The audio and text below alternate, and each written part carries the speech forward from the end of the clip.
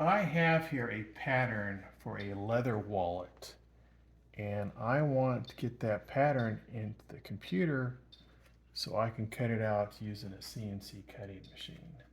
To do that, I have to get the pattern into the computer.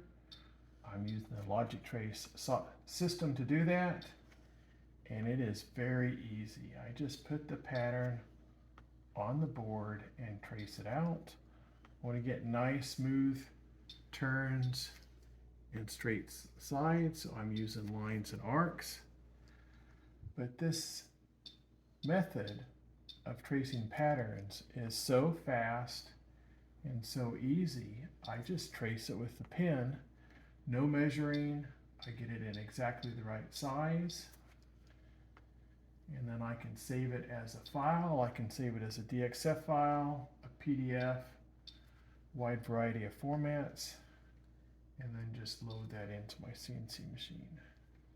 I've already done all the circles. I did the circles by digitizing the center hole, saying it was a 5/100ths of an inch, and got all those holes in. Now doing the outside, almost finished here. I am all done. It looks great. Let's save it as a file.